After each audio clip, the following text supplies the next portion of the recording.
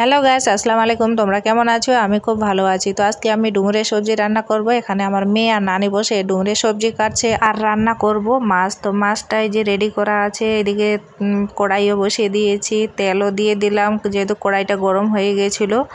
তো এবার আমি মাছটা ভাজা করতে দিলাম। এই যে মাছটা ভাজা হচ্ছে। তো তারপর মাছটা আমি একটু এপাশ ওপাশ করে উল্টিয়ে দিলাম।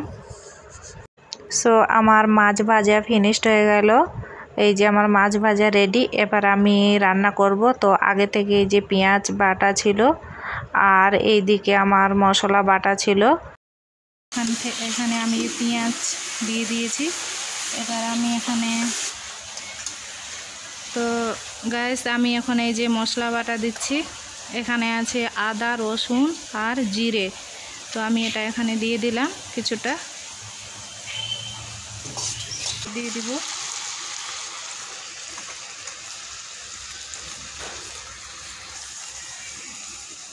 আর এটা হচ্ছে হলুদ গুঁড়ো, এটাও দিয়ে দিলাম আমি এখানে। লবণ দিচ্ছি।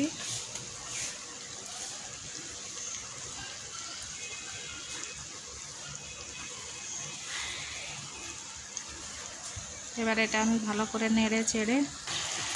সো গাইস আমি মশলাটা এখন কষে নেব কিছুক্ষণ, তারপরে কারিটা করব। সেই জন্য এই যে কিছুটা আলু কেটে নিয়েছি আর পেঁয়াজ, এটা এখন একসঙ্গে চাপিয়ে দিব। তো এটা আমি এখন একটু ধুয়ে নিই ভালো করে। আগে থেকে ধুয়ে রেখেছিলাম, তো আর একটু জল দিয়ে ধুয়ে নিচ্ছি। হয়ে গেছে ধোয়া।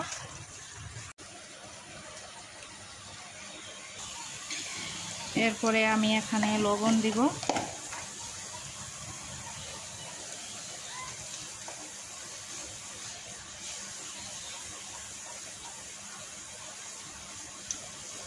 এখানে আমি লবণ দিয়ে দিলাম। তারপর এই যে লঙ্কা গুঁড়ো কিছুটা দিয়ে দিলাম।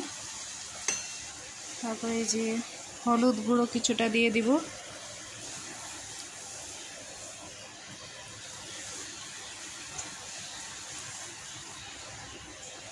জিরের গুঁড়ো কিছুটা দিয়ে দিলাম আন্দাজ করে।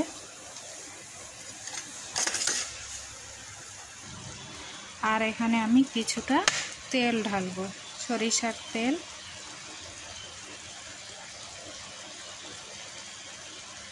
তো বন্ধুরা আমি এখন এটাকে মাখিয়ে নিব। মাখিয়ে এর মধ্যে আমি জল ঢেলে নেব। একসঙ্গে সব কিছু দিয়ে আমি চাপিয়ে দিব। এটা এখন আমার এটা মাখানো হয়ে গেছে। এবার আমি এখানে জল ঢালবো।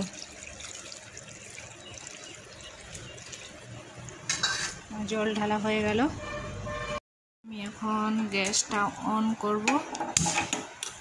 তারপরে এটাকে আমি ঢাকনা দিয়ে ঢাকিয়ে রেখে দিলাম। আর এই দিকে আমার এই যে মাছের ঝোলের যে মশলাটা ছিল সেটাও প্রায় কষা হয়ে গেছে।